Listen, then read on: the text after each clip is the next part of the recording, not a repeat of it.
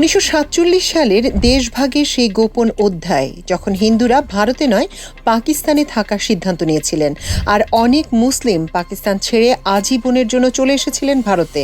হ্যাঁ, শুনতে অবিশ্বাস্য লাগলেও এটাই সত্যি। দেশভাগের চেনা ইতিহাসের বাইরেও একটা সমান্তরাল ইতিহাস আছে।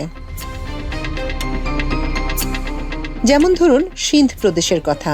দেশভাগের সময় যখন চারদিকে দাঙ্গা, তখন সিন্ধের থর পার্কার অঞ্চলের হিন্দুরা নিজেদের ভিটেমাটি ছাড়েননি। আজও পাকিস্তানের সিন্ধ প্রদেশের প্রায় 44 লাখের বেশি হিন্দু বসবাস করছেন। তারা সেখানে শুধু টিকেই আছেন তা নয়, করাচি আর হায়দরাবাদের টেক্সটাইল ও বড় বড় ব্যবসা বাণিজ্যের একটা বিশাল অংশ এখনও এই পাকিস্তানি হিন্দুদের নিয়ন্ত্রণেই রয়েছে। পাকিস্তানের সংবিধানেও থর পার্কার আজও সম্প্রীতির এক অনন্য উদাহরণ। আবার উল্টো চিত্রটা দেখুন ভারতের দিকে। উত্তরপ্রদেশ, বিহার বা দিল্লির লাখ লাখ মুসলিম পরিবার তাদের চেনা সংস্কৃতি আর মাটির টানে পাকিস্তানে যাননি। তারা ভারতেই থেকে যাওয়ার সিদ্ধান্ত নেন। এখানেই শেষ নয়।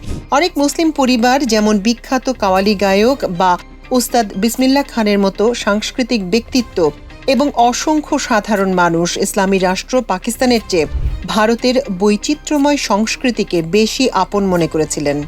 এমনকি দেশভাগের পর অনেক মুসলিম পরিবার পাকিস্তান থেকে ব্যাক মাইগ্রেশন করে বা উল্টো স্রোতে ভেসে পাকাপাকিভাবে ভারতে চলে আসেন, কারণ তারা ওখানের পরিবেশের সঙ্গে খাপ খাওয়াতে পারেননি।